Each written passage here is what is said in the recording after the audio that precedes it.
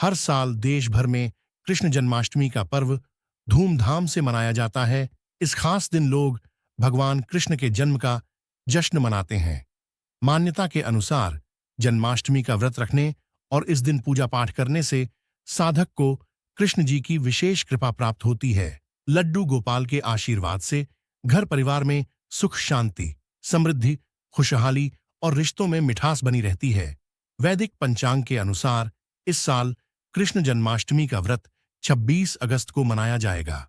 इस दिन कृष्ण जी पूजा का शुभ मुहूर्त रात में 12:01 से लेकर 12:45 तक है। जन्माष्टमी का व्रत रखते समय साधक को विशेष नियमों का पालन करना चाहिए, नहीं तो उनका व्रत और पूजा दोनों खंडित हो सकती हैं।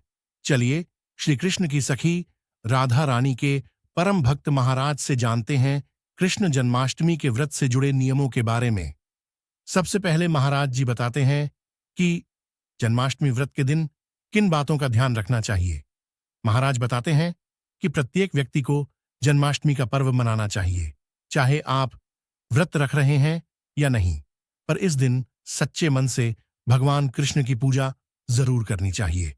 पूजा करने के बाद कृष्ण जी का श्रृंगार करें, फूलों और आभूषण से उन्हें सजाएं। दिन भर भगवान के नाम का जाप करें। जन्माष्टमी के खास मौके पर श्री कृष्ण के जन्म अवतार की लीलाओं की कथा सुनें, साथ ही घर में कीर्तन करें। इसके अलावा महाराज जी बताते हैं कि इस दिन नाम जाप का भी विशेष महत्व है। प्रेमानंद महाराज का मानना है कि केवल व्रत रखने से पूजा का पूर्ण फल नहीं मिलता है, बल्कि भगवान के नाम का जाप करना भी जरूरी है। देवी देवताओं के नाम में अद्भुत शक्ति होती है, जिससे साधक को अपने पापों से भी मुक्ति मिल सकती है। इसके अलावा मानसिक शांति भी मिलती है। महाराज के मुताबिक यदि व्यक्ति ऐसा नहीं करता है तो उसे अपनी पूजा पूर्ण फल नहीं मिलता है। अब हम महाराज जी से कृष्ण जन्माष्टमी का महत्व जानेंगे।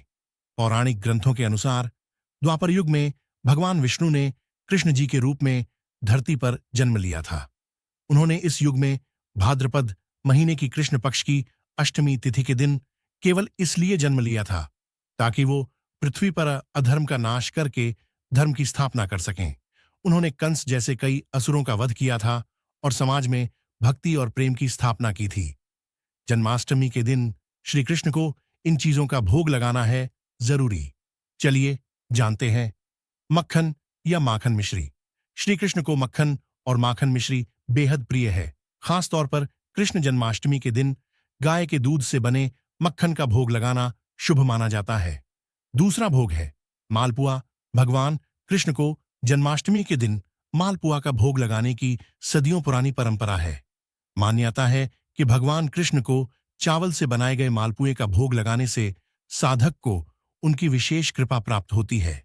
तीसरा है पंजीरी। जन्माष्टमी के दिन भगवान श्री कृष्ण को पंजीरी का भोग लगाना शुभ होता है। चौथा है श्रीखंड।